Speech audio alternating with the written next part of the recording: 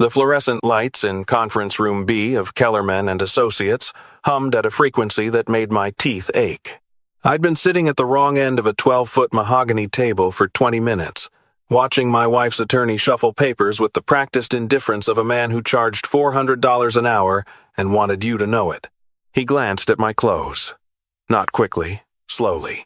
The way a man looks at something he finds mildly disgusting. Mr. Haskell. He didn't look up. Before we formalize the asset division, I'd like to revisit the pension question. I was wearing khaki pants I'd bought at Goodwill for $6. A gray flannel shirt from the clearance rack at Target, $8 and change. My shoes were the same pair I'd worn for the past 4 years, resoled twice. I looked exactly like what everyone in that room believed. I was a retired 64-year-old man who had spent the last 18 months working the register at a hardware store in Decatur, Georgia, barely keeping the lights on in a one-bedroom apartment. My wife sat across from me in a cream blazer that probably cost more than my monthly rent. She didn't look at me. She hadn't looked at me in a long time. The pension is straightforward, my attorney said. He was young, worked for a legal aid nonprofit, earnest in the way that people are before the world teaches them otherwise. My client earned that pension over 32 years of federal service. It is not a marital asset in the traditional sense. Everything is a marital asset when the marriage lasted 31 years, the other attorney said pleasantly. Your Honor, excuse me, Mr. Haskell. He set down his pen. Would you like to respond to our position? I looked at him. Then I looked at the man sitting beside my wife. His name was Douglas Farwell, 58 years old. Silver hair, custom suit, a Rolex that caught the light every time he moved his wrist. He had no legal standing to be in this meeting. He was there because my wife had asked him to be, and because nobody had the nerve to tell a man worth $47 million that he wasn't welcome somewhere. He was also the reason I was sitting in a Goodwill shirt at a conference table instead of the life I'd built. I have nothing to say at this time, I told the attorney. Douglas Farwell smiled. It was the smile of a man who had never lost anything he didn't choose to lose. My name is Raymond Haskell. Most people call me Ray. 2 years ago, I was a senior special agent with the IRS Criminal Investigation Division, what most people call CI, out of the Atlanta field office. 32 years, tracking financial fraud, tax evasion, money laundering, the architecture of white-collar crime. I had put physicians, attorneys, one sitting state congressman, and the CFO of a regional bank behind bars. I had testified before grand juries 11 times and been cross-examined by defense attorneys who charged more per hour than I made in a week. Then I walked away, handed in my credentials, declined the retirement ceremony, and took a part-time job at a hardware store. Not because I had to, because the man sitting next to my wife had no idea who I was, and I needed to keep it that way. My wife and I had been married 31 years. We met at a church social in 1993, when she was a school teacher and I was a junior agent, still learning which end of a financial statement to read first. We had one daughter together. We built something that I believed, for most of those years, was real. Douglas Farwell entered our lives 3 years ago. He was a real estate developer. That was how he described himself at dinner parties, at the country club she'd joined after her sister convinced her it was good for her social portfolio, at the charity galas that started appearing on our calendar with increasing frequency. A real estate developer with holdings across 6 states. A plane, a lake house in North Carolina, and a talent for making 61-year-old women feel like they were 23 again. I didn't notice at first. That was the honest truth of it. And I'd had to sit with the embarrassment of that for a long time. I was working a major case, a network of shell companies funneling money through fake property transactions in 3 states, and I was putting in 70-hour weeks. My wife had time, and Douglas Farwell had a way of filling time. The first sign was her phone. She'd always left it on the kitchen counter. Then one evening it was face down. Then it was in her purse. Then it was in the bedroom with the door closed. And when I knocked, she said she was on a call with her sister, and I heard the particular quality of silence that isn't silence at all. I am a forensic accountant by training and a special agent by profession. I am, in the most fundamental sense, a person who looks for discrepancies, who notices when numbers don't add up, who understands that the gap between what something appears to be and what it actually is, that gap is always where the truth lives. Our financial statements had a gap. She had her own accounts, always had. We'd agreed on that early in the marriage, and I'd never had cause to question it. But I began to notice things. Restaurant charges in parts of Atlanta we never went to together. Hotel points accumulating on a card she rarely used. A weekend she'd described as a retreat with her book club, cross-referenced against a conference in Savannah that Douglas Farwell had spoken at. I didn't confront her. I want to be clear about why. It wasn't cowardice.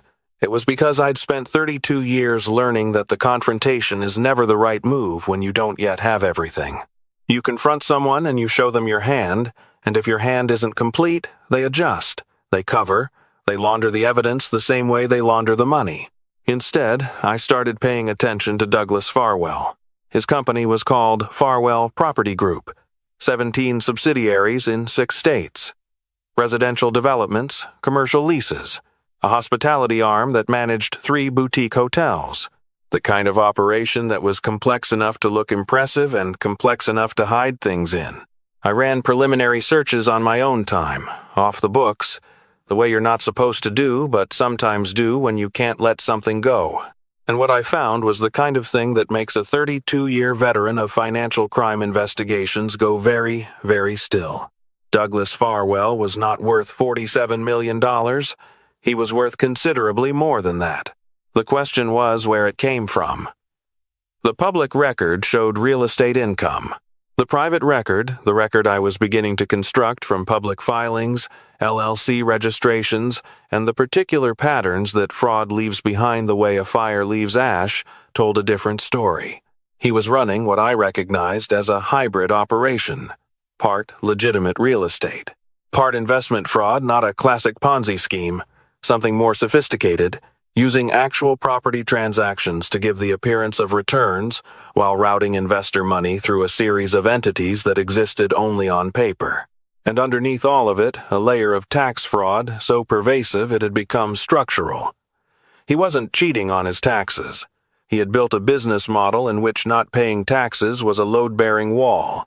I had stumbled onto something that was going to require more than I could do quietly.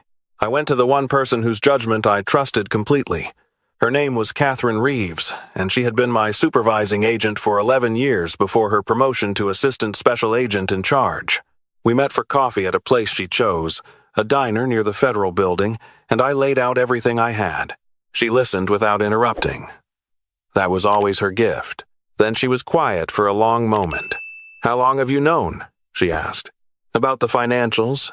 "4 weeks." "About my wife?" I looked at my coffee. "Longer." "Ray, I know. You cannot work this case." "I know that too." "That's why I'm here." She studied me. "What are you asking for?" I told her what I needed. A quiet exit from CI personal reasons, the divorce, the stress, nothing that would raise flags. A way to continue passing information without being officially connected. And time. The thing I needed most was time, because what I had found was the edge of something much larger than a real estate developer cheating on his taxes. And if we moved too fast, if Douglas Farwell or anyone connected to him heard that a CI agent had started pulling threads, the whole thing would disappear. Catherine was quiet for a long time. "You're talking about going dark," she said. "Completely. To everyone, including your daughter." "Yes. And your wife?" I looked out the window.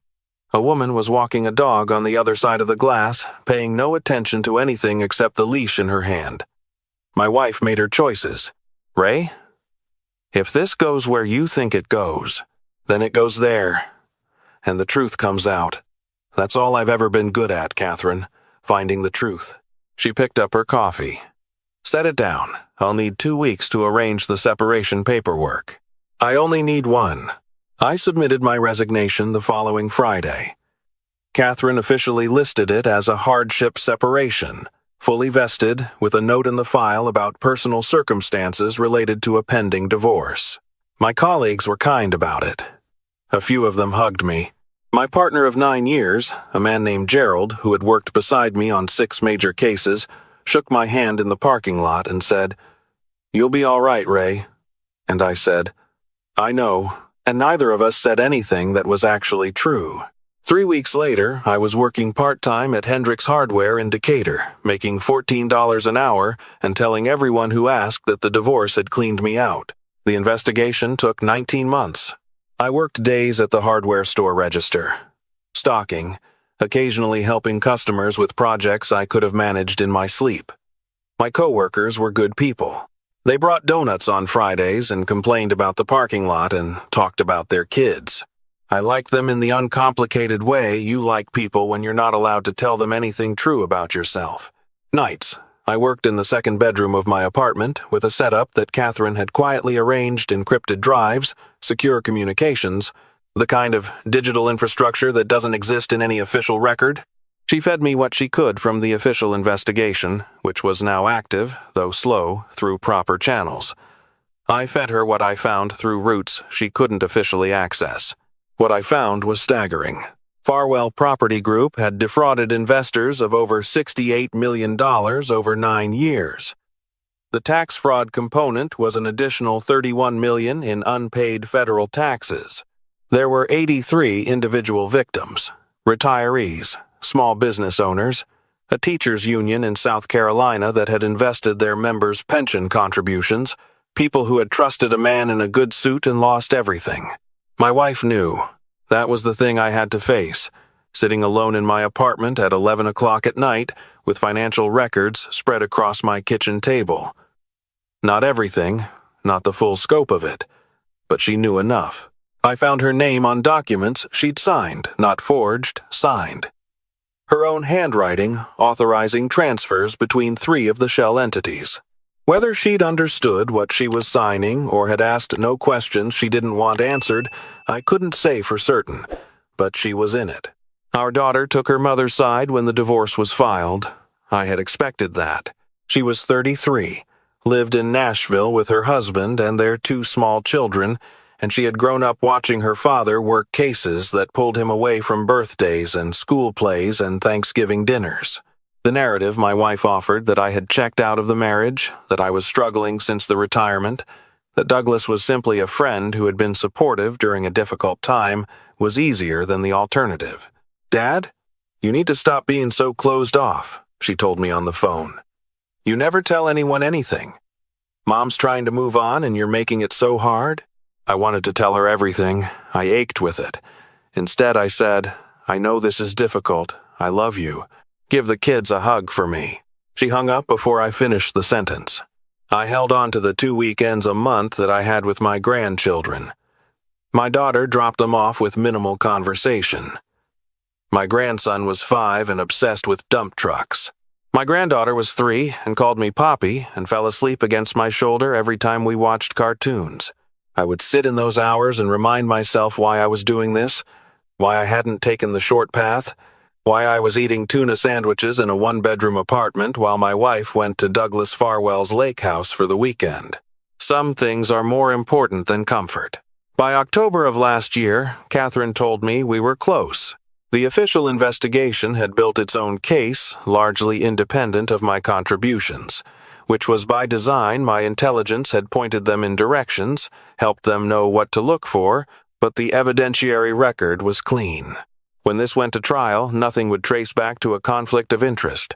The case would stand on its own. The question was timing. My wife's attorney had been pushing for a final asset division meeting for 2 months. She wanted the pension. She wanted the house we'd owned for 22 years, which had appreciated significantly and which I had stopped living in when she'd asked me to leave. She wanted, as best I could tell, everything. And Douglas Farwell's presence at her side had convinced her she would get it. I told Catherine the date of the meeting. I told her the address. "You want them picked up there?" she asked. "I want them picked up there," I said. "That's theatrical, Ray." "Catherine," I said, "I spent 32 years doing this quietly. Just once, I'd like to see the look on someone's face when they realize the person they've been underestimating was holding everything all along." She didn't say anything for a moment. Then, "I'll make the call. One more thing, I said. The meeting will have a particular moment. I'll be asked to state my full name and former occupation for the record. When I do, I need the timing to be right. How long do you need? Give me 15 minutes to let them get comfortable. We had been in the conference room at Kellerman and Associates for 17 minutes when the attorney asked me again to respond to his position on the pension. I have nothing to say at this time, I told him. He smiled at my wife. Douglas Farwell's Rolex caught the light. The attorney shuffled his papers and cleared his throat. Very well. Teen. Docked as parentama. Docked as mile. For the record, could you please state your full legal name and most recent occupation? The room was quiet. The fluorescent lights hummed. My wife's attorney had his pen poised. My wife was looking at her manicure. Douglas Farwell was looking at his phone. Raymond Allen Haskell, I said. Senior Special Agent, IRS Criminal Investigation Division. Retired. The pen stopped moving. My wife looked up. Douglas Farwell's phone dropped 2 inches before he caught it. He looked at me, really looked, for the first time since I'd sat down.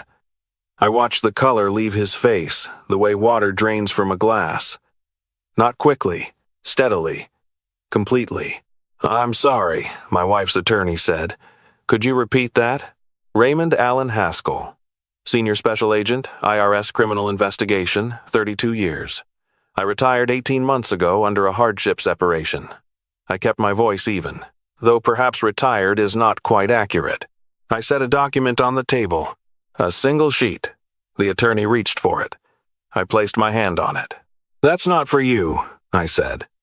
That's for Mr. Farwell. Douglas Farwell was very still. The stillness of a man who has just understood something. The door opened. 3 people entered the conference room. 2 wore suits.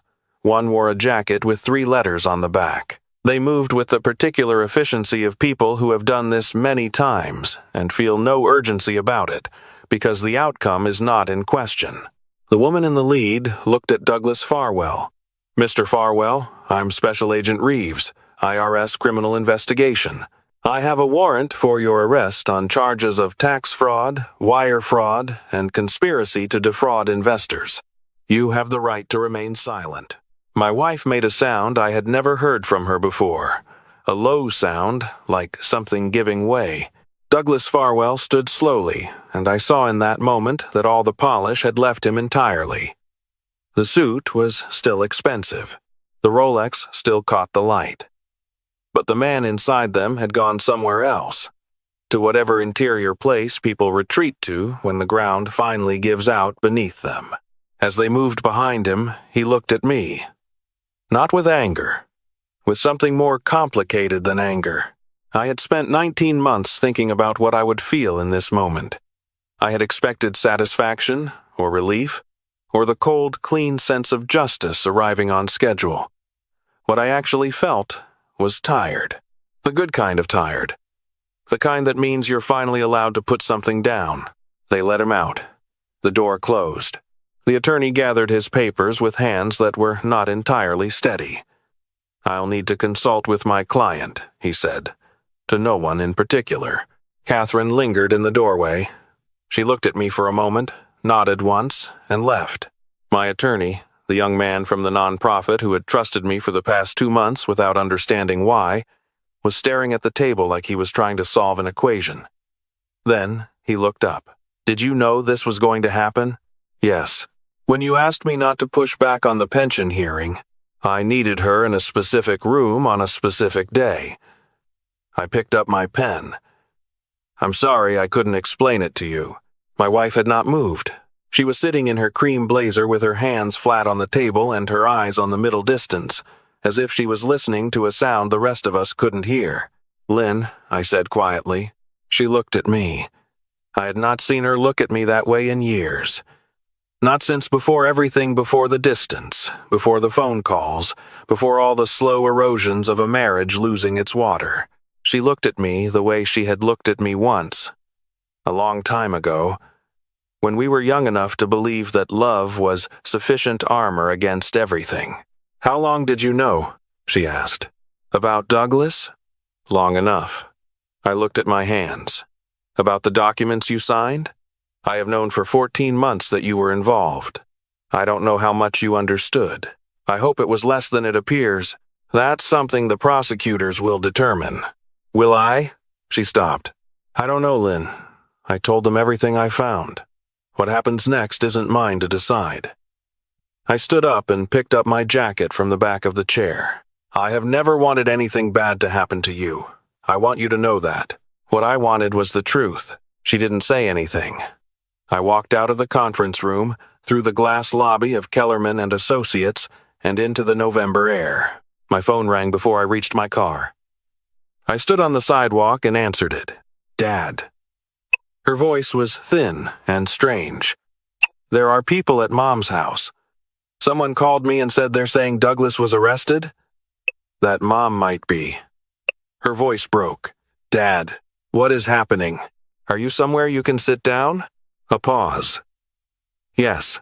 Then let me tell you everything. It's going to take a while. I drove to Nashville that evening. My daughter met me at the door of her house with her arms crossed and her eyes red, and when I walked inside she said, You could have told me. And I said, I know. And she said, I would have believed you. And I said, I know, sweetheart. I'm sorry. I couldn't take the risk. We sat at her kitchen table until almost midnight while her husband put the kids to bed and quietly kept the coffee coming. I told her everything. Not a summary, everything. The documents, the meetings, the months alone in the apartment, the nights I had driven past her mother's house at 2 a.m. for reasons I still cannot fully explain to myself. She cried. She was angry. She said things that were true and things that were unfair and things that were both at the same time, and I sat with all of it because she had earned the right to every word. The kids, she finally said. Do they? They know Poppy works at a hardware store and watches cartoons with them. That's enough for right now. She wiped her eyes. Dad, why didn't you just report it through channels? At the beginning, before all of this, I looked at my coffee cup. Because a man with $68 million in fraud and $31 million in tax exposure has a lot of leverage. I'd seen cases disappear before. Good cases, solid evidence. I needed it to be airtight. I needed there to be no version of this where he walked. And Mom? I was quiet for a long moment. Your mother made choices. I don't know all of her reasons. I hope some of them were ignorance. But she made them. I looked at my daughter. I love your mother. I loved her for 31 years. What she did doesn't erase that. It just means that love wasn't enough to protect either of us from who we each were becoming. My daughter stared at the table. That's a very calm way to say that. I've had 19 months to find the words. She laughed a little, despite herself. You're impossible. I know. She reached across the table and put her hand over mine. We sat like that for a while, not saying anything, which was its own kind of language. The legal proceedings lasted just under 2 years. Douglas Farwell's attorneys were expensive and skilled, and ultimately insufficient. The case Catherine's team had built was the kind of case that doesn't leave room for creative interpretation. 83 victims, $68 million in investor fraud, $31 million in federal tax exposure, a paper trail that I had spent 19 months helping to map, documented so thoroughly that the defense's only real strategy was delay. Douglas Farwell was convicted on 41 counts: wire fraud, tax evasion, conspiracy, obstruction. The judge sentenced him to 26 years in federal prison. When the verdict came down, I was in the gallery, and I watched them lead him away in handcuffs, and I felt not triumph, not the satisfaction I might have expected. I felt the particular quiet that comes after a very long and necessary thing is finally complete. My wife accepted a plea agreement. Conspiracy to commit wire fraud. A single count. Her cooperation with the prosecution was substantial, and the judge gave her 4 years. Our daughter flew down for the sentencing and cried in the parking lot afterward, and I stood with her and said nothing because sometimes silence is the only honest response. I still drive her to visit her mother once a month. I wait in the car. I don't ask what they talk about. That is theirs. In the months after the trial, I did some things I had been putting off for 2 years. I bought a decent shirt. Several of them. I bought shoes that didn't need resoling. I went back to Hendricks Hardware and told Frank Hendricks the truth. He sat behind his register for a long time after I finished and then said, "So you're telling me the whole time you were working the register, you were also?" And I said, "Yes," and he shook his head slowly. "Best counterman I ever had," he said. "Even if you were some kind of government spy the whole time." I laughed for the first time in longer than I could remember. Catherine offered me a position. Consulting, flexible hours, the kind of work I was good at applied to the kind of cases where experience matters more than youth. I took it. With conditions I was home for dinner, I was available on weekends, I was a grandfather before I was an analyst. She said that was acceptable. I bought a house. Not a large one. 3 bedrooms, a backyard, a garage for the truck I'd always wanted and never bought during the years of careful budgeting.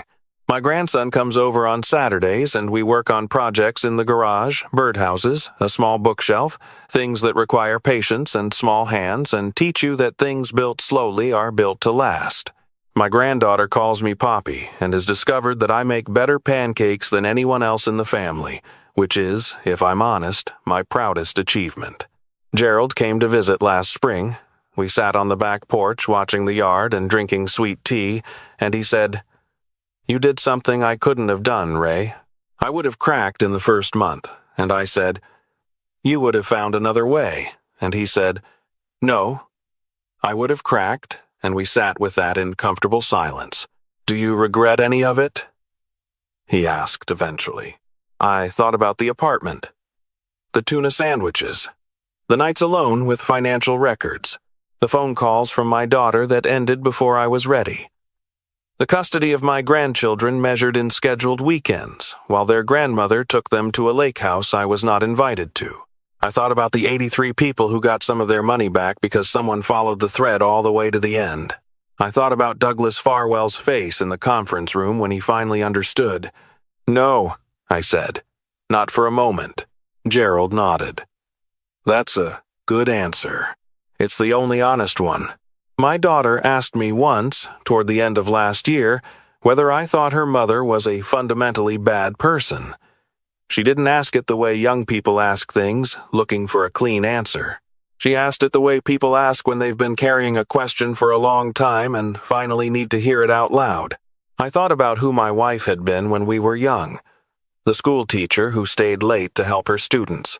The woman who had stood beside me through 3 major cases and 2 home moves and 1 very bad year when my father was dying and I was not myself. I thought about who she had become, and about the gap between those 2 people, and about all the small choices that accumulate into a character.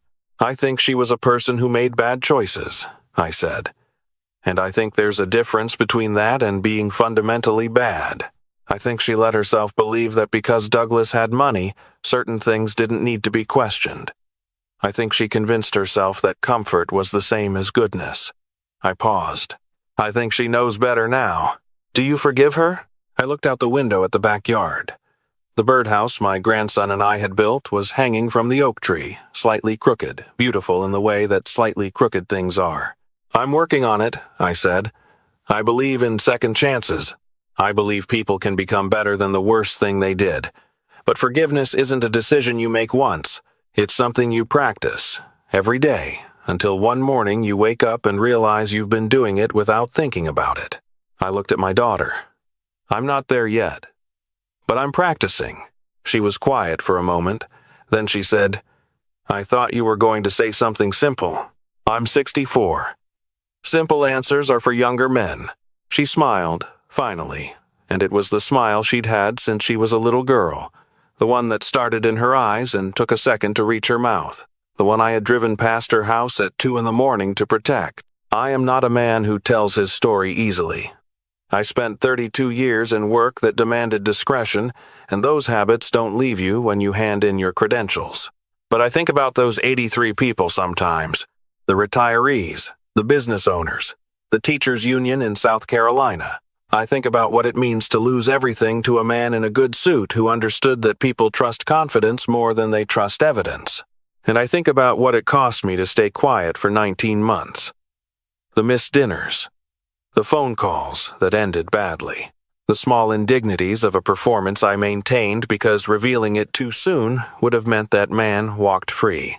People will look at you and decide what you're worth based on your shoes. Based on where you live and what you drive and whether you have the right kind of name to say at a dinner party. They will smile at you with the smile of someone who has already finished the calculation and found you wanting. Let them. The truth doesn't negotiate. The truth doesn't care about your zip code or your tailor or the number in your bank account.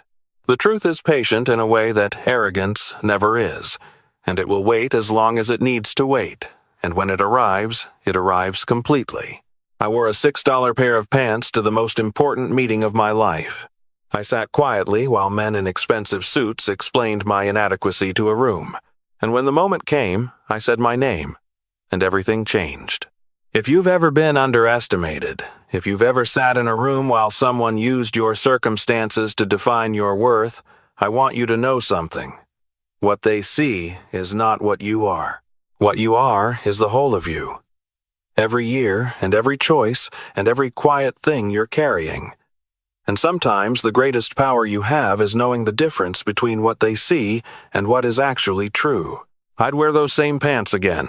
Tell me in the comments how far you'd go to protect the people you love. I read every single one.